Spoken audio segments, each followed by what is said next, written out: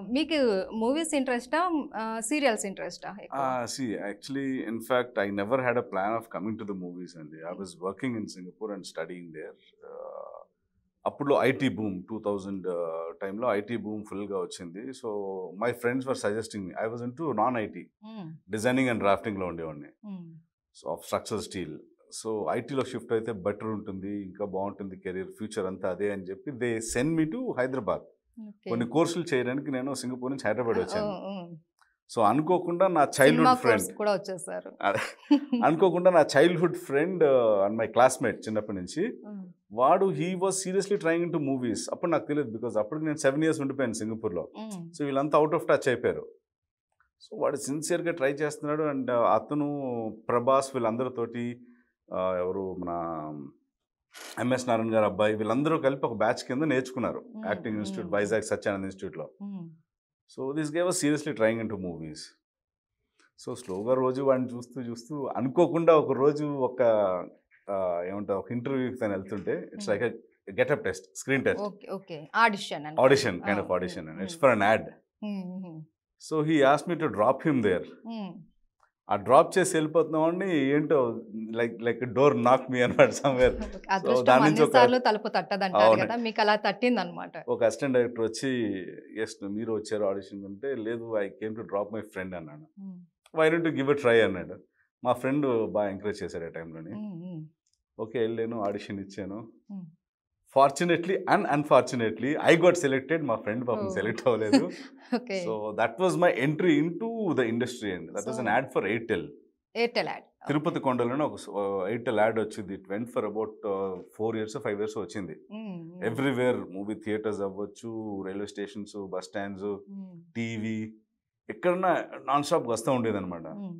So that gave me a good fame. And ఒక్కసారి మన స్క్రీన్లో చూసుకున్న తర్వాత కొంచెం టెంప్ట్ అయ్యా, why don't I get into it.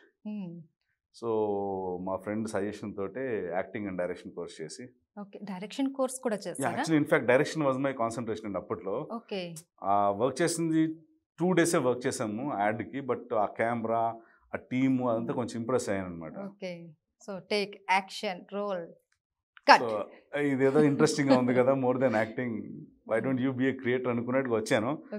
But I don't know, my destiny is already been fixed as an actor. లేకపోతే నేను course చేయడానికి హైదరాబాద్ రావడం ఏంటి, నేను సెలెక్ట్ అవడం ఏంటి. అది కూడా మీ ఫ్రెండ్ ని డ్రాప్ చేయడానికి వెళ్ళి అతను డ్రాప్ అయిపోయాడు టోటల్లీ, మీరు సెలెక్ట్ అయిపోయారు, out of the industry now. Okay.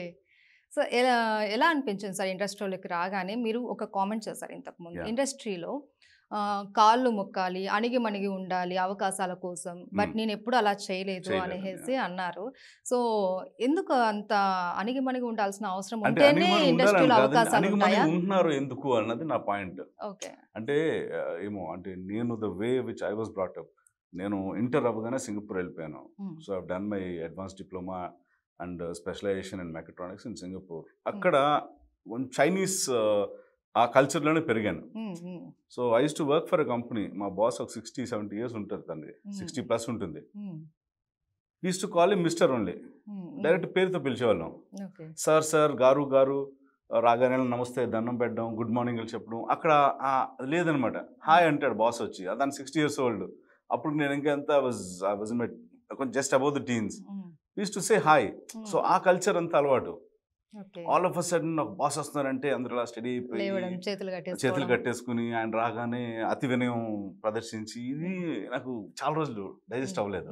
మీకేమైనా ఇబ్బంది పెట్టారా అలాంటి? అంటే మీరు మీలానే ఉన్నారు కదా, నేను ఎప్పుడు అలా చేయలేదు అన్నారు కదా, ఏమైనా ఇబ్బందులు వచ్చాయా మీకు? కొన్ని చోట్ల నా జెన్యూనిటీ నచ్చి, ఈవీవి గారు లాంటి వారు జెన్యూనిటీ నచ్చి నాకు వాళ్ళ సినిమాలు ఆఫర్ ఇచ్చారు.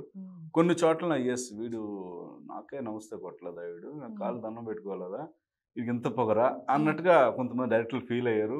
దాని ఎఫెక్ట్ కనిపించింది నాకు ఇన్ఫ్యాక్ట్.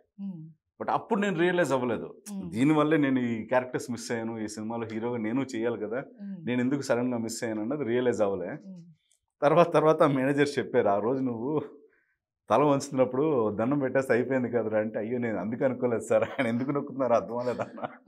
సో నాకు అసలు స్ట్రైక్ అవ్వలే దట్ దాని గురించి హీ వాజ్ ఎక్స్పెక్టింగ్ అనేది. సో జరిగినాయి అండి, all happens in your career.